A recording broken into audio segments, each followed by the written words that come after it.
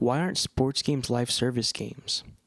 Now, I know hearing that is probably going to elicit a ton of reactions ranging from visceral disgust to morbid curiosity, but it's a question I've wondered for a while now. If you're watching this, you're probably either critical of EA and their sports games, more specifically their football games, which I will generally be talking about in this video, or a fan, and I'm not here to preach to either side of the choir, but rather I'm here to ask why we couldn't have both Ultimate Team and a single-player experience worth paying $70 a year for. To me, it feels like a no-brainer for arguably the most self-sustaining cash cow, the sports game genre, to not attach itself to a model that has shown itself to be a reliable way to not only make money, but to expand the lifespan of a game way past its inception. Think Fortnite and how it's basically like 6 different games now, or even Fallout 76, which had a historically awful launch, but has easily become a better role-playing game than even Fallout 4, and continues to somewhat improve and maintain players with every update.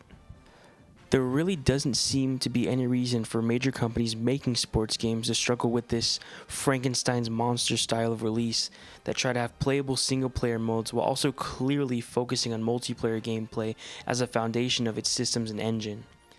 You could easily solve the problems caused by this faulty game design philosophy by splitting the games up into one live service multiplayer game that's either free to play with a season pass or subscription of some kind, and one yearly release that is dedicated to the single player experience that is able to actually update its systems and improve year to year in significant ways that push the series forward.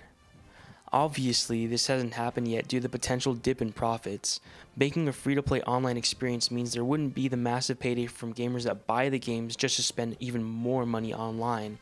But I'd argue that not only could you monetize the hell out of a free-to-play multiplayer-oriented sports game way more than you could a single double-headed experience, but you could also probably incentivize gamers that mainly play the multiplayer game to buy the single-player games with cosmetics or card packs or whatever form of monetization they like to use these days. Another argument against this format for sports games is that once someone has bought their way to the top or got what they came for, there really isn't a reason to keep playing. There's a few different solutions to this. The ballsiest one that is also arguably the most practical and ironic one is to reset player progress by either restricting or otherwise nullifying the advantages they bought for that season or period of time. Maybe memorializing that season in some sort of online trophy room that showcases your stats for that period of time. Another solution is just making it harder to become and stay overpowered to begin with. Maybe some sort of fatigue or aging feature that makes it so that you can only use certain players a certain amount of times before they have an increased risk of injury or their stats dip until you rest them for a few games. This could lead to a more strategic style of gameplay, even if it is somewhat annoying.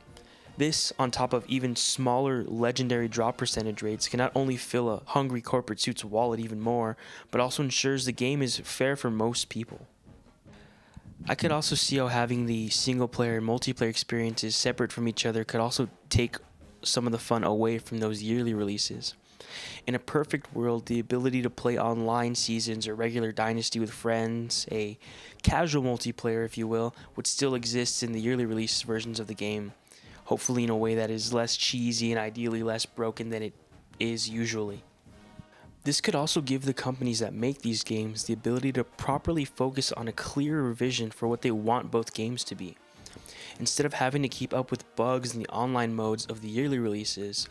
they can instead focus on updating uniforms and maybe tweaking a few numbers during the season while they put the rest of the work into the next game and improving it in more significant ways.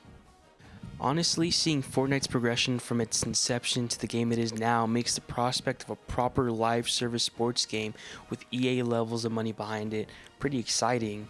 even if I don't exactly trust EA as a company to treat its customers all that well. This is really all just me spitballing and mainly focusing on Ultimate Team, but just imagine there being a free-to-play option of an official sports game that you could play with your friends at any time, and then another one that you and your friends can pay for to get a more personalized experience with custom teams, custom rosters, custom stadiums, things that were in older games that we've been missing due to the split focus in these games. And that's pretty much all I wanted to kind of touch on. Let me know what you think. We'll see what happens in the future.